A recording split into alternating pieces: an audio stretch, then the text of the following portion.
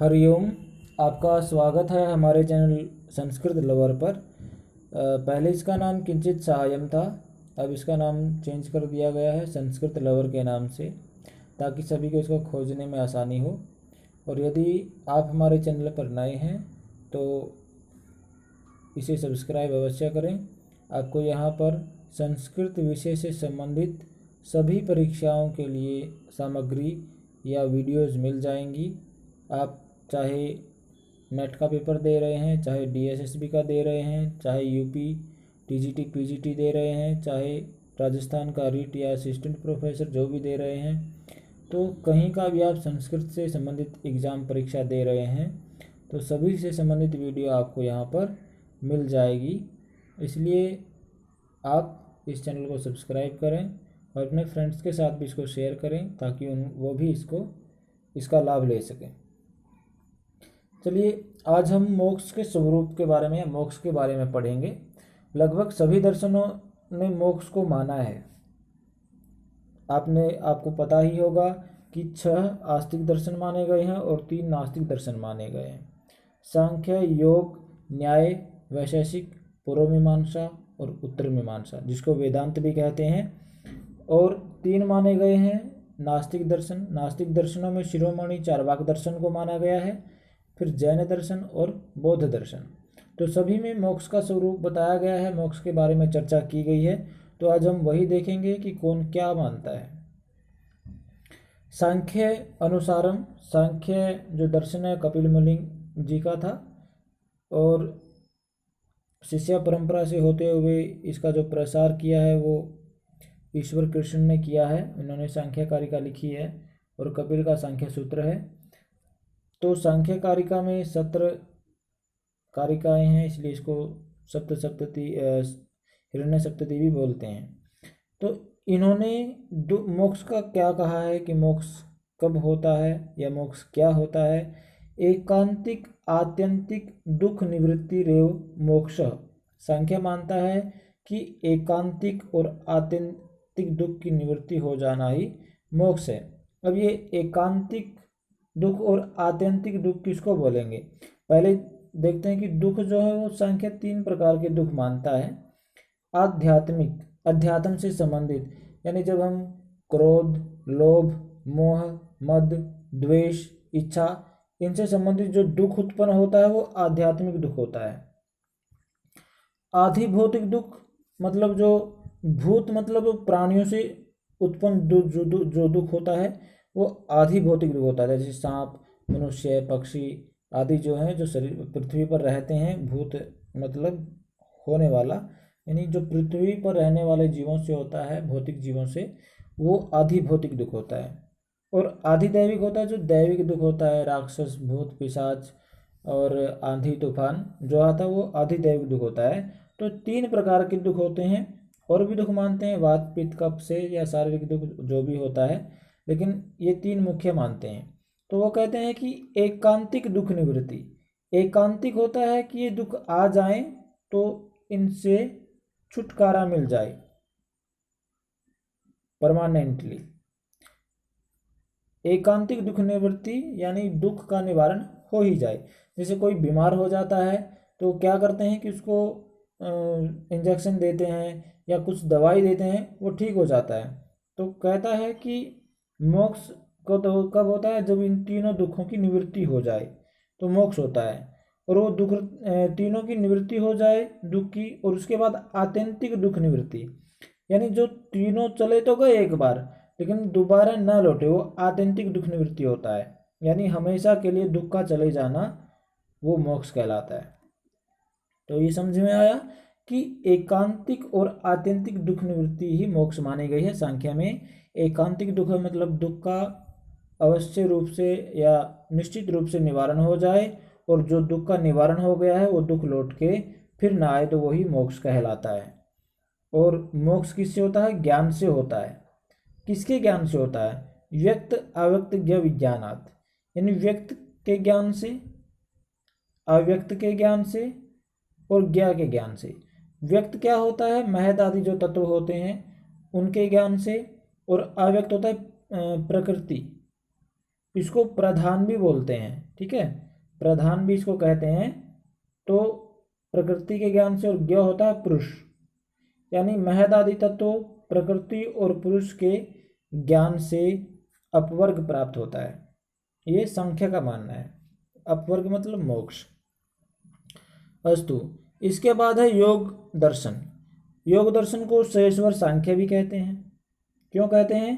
क्योंकि सांख्य 25 तत्व मानता है और ये ईश्वर नामक तत्वों को मानकर 26 तत्व मानता है, इसलिए इसको सहेश्वर सांख्य कहते हैं। बाकी सभी सिद्धांत इसके सांख्य के अनुसार, सांख्य के जैसे हैं। तो ये मोक्ष क्या के बारे में क्या कहते हैं कि तद्भावात् संयोग अभावो हानम तदृशे ही कैवल्यम। तद्भावात् यानी उसके होने से, किसके होने से? ज्ञान के होने से संयोग अभाव, संयोग का अभाव हो जाता है, उसको हान कहते हैं। और तदृश्य वही व्यक्ति का कैवल्यम मोक्ष होता है। यानी जब ज्ञान हो जाता है तो संयोग का अभाव हो जाता है किसी वस्तु से, और फिर उसको हान कहते हैं, और वही हान जो होता है वो पुरुष का मोक्ष कहलाता है। अब इसमें दिया है कैवल्य का, और एक और दिया है सत्व पुरुषयोः शुद्धि साम्ये कैवल्यम। सत्व यानी इसेंस, जिसको इंग्लिश में बोलते हैं। सत्व मतलब बुद्धि की सात्विकता, और पुरुषयोः शुद्धि, पुरुष की शुद्धि जब साम्य समानता हो जाए दोनों में तो उसको कैवल्य बोलेंगे, उसको मोक्ष कहते हैं। योग दर्शन पतंजलि का है। पतंजलि ने योग सूत्र लिखा है। योग का इन्होंने लक्षण दिया, योगश्च चित्तवृत्ति निरोध, चित्तवृत्तियों का रोक लेना योग कहलाता है। आगे न्याय। न्याय जो दर्शन है वो गौतम मुनि का है। इनको अक्षपाद भी कह देते हैं, अक्षपाद। और इनको आन्वीक्षिकी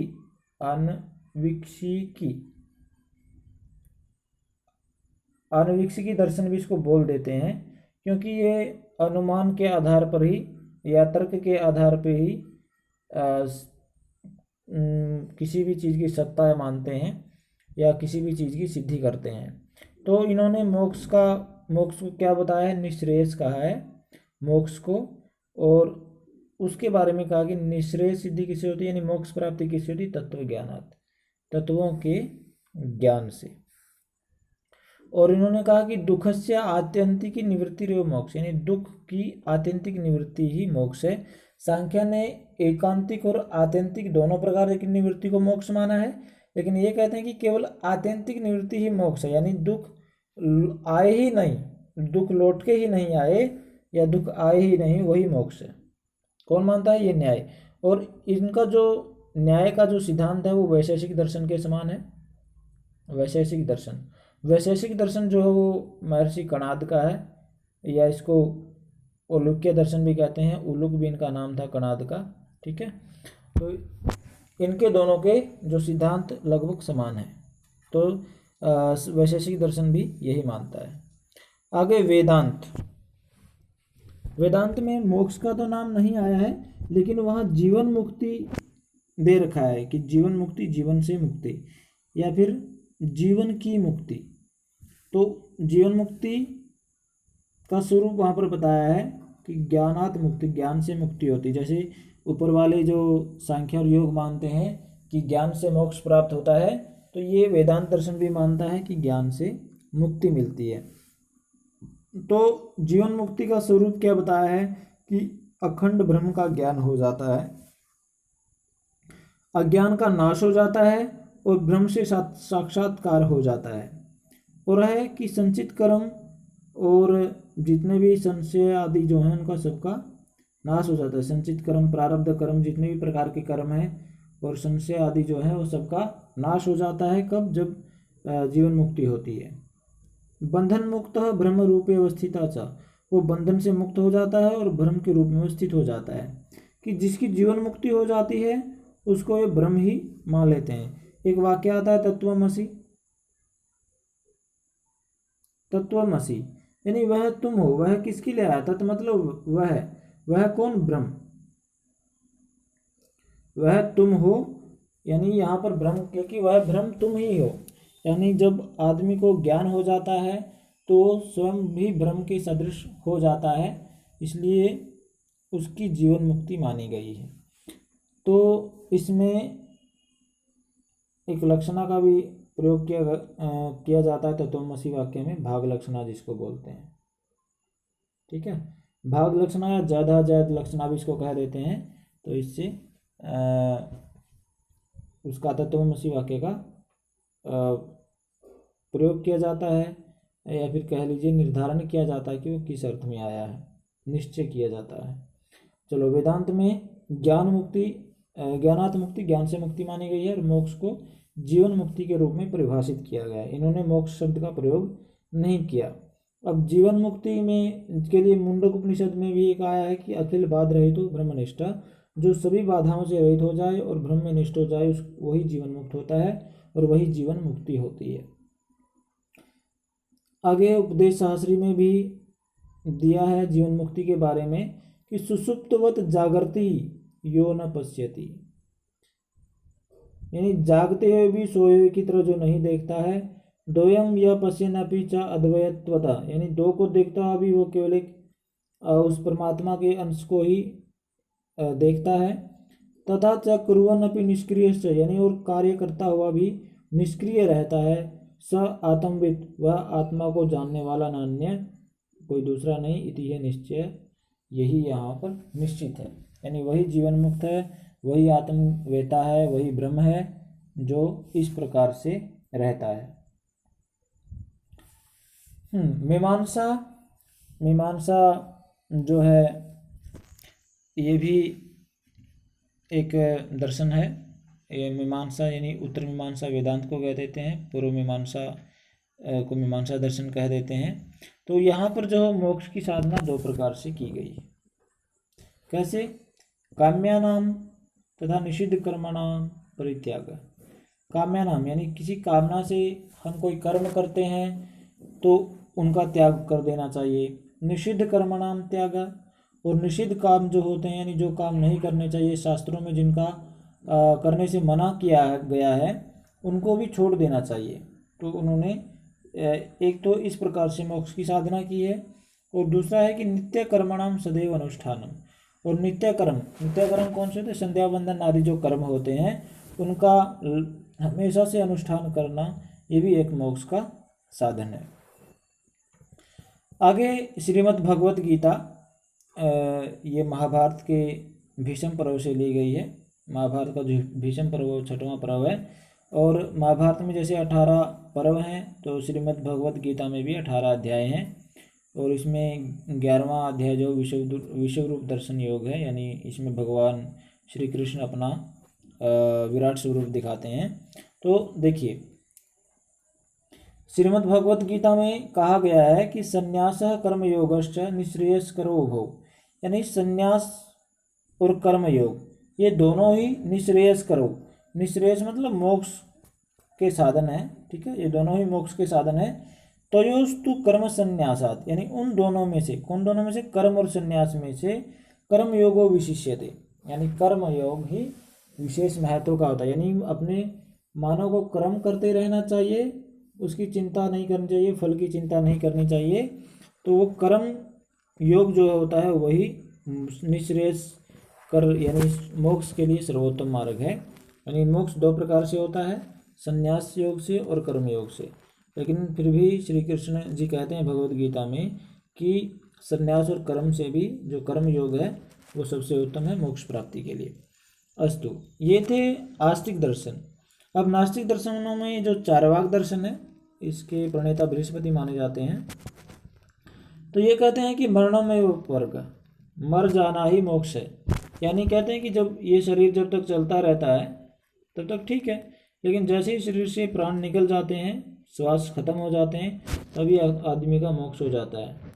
यानी ये जो पुनर्जन्म के या पाप पुण्य के जो चक्कर लगाए हुए हैं ये सब बेकार हैं और ये कुछ होता नहीं है।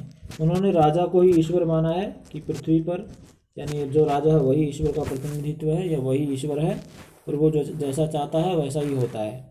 इसलिए इन्होंने मोक्ष के बारे में कहा कि मरणमेव वर्ग, यानी मर जाना ही मोक्ष है, यानी शरीर से प्राण का निकल जाना ही मोक्ष कहलाता है।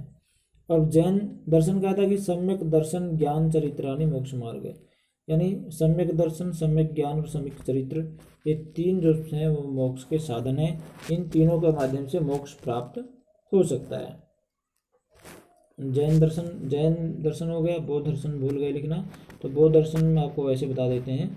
बौद्ध दर्शन में अष्टांगिक मार्ग यानी 8 यम नियम आसन प्राणायाम प्रत्याहार ध्यान ध्यान समाधि, ये 8 अंग हैं, अष्टांग योग जिसको बोलते हैं। और इन 8 अंगों के माध्यम से ही मोक्ष की प्राप्ति होती है बौद्ध दर्शन में। ठीक है, नहीं ये 8 अंग वो नहीं है। 8 अंग की सम्यक चरित्र, सम्यक वृत्ति, सम्यक जीव, सम्यक, तो ये भी सम्यक लगाते हैं। 8 प्रकार के हैं ये, सबके आगे सम्यक लगता है। तो उन 8 अंगों के माध्यम से अष्टांगिक मार्ग जिसको कहते हैं, उसके माध्यम से व्यक्ति को मोक्ष प्राप्त होता है। तो इसलिए उनका पालन करना चाहिए, उनके अनुसार अपने आप को सुधारना चाहिए। सम्यक चरित्र जो होता है, सम्यक ज्ञान भी आता है वहाँ पर, सम्यक दर्शन भी आता है, सम्यक वृत्ति भी आती है, सम्यक आजीव भी आता है। तो इस प्रकार से 8 वो अंग बताए गए हैं, उनके माध्यम से बौद्ध दर्शन का जो आचार्य हैं वो मोक्ष की साधना मानते हैं। और उसमें बौद्ध दर्शन में मोक्ष के लिए निर्वाण शब्द का प्रयोग होता है। निर्वाण मतलब मोक्ष। तो ये था हमारा आज का वीडियो। मुझे आशा है कि आपको पसंद अवश्य आया होगा। तो इसे यदि जाने से पहले अपने फ्रेंड्स के साथ शेयर अवश्य करें, और यदि आप नए हैं तो चैनल को सब्सक्राइब करें, ताकि हम यदि कोई नई वीडियो अपलोड करते हैं, कुछ नई जानकारी देते हैं, तो उससे आप लाभ उठा सकें। तब तक आपका दिन शुभ हो। जय तो संस्कृतम, जय तो भारतम। धन्यवाद।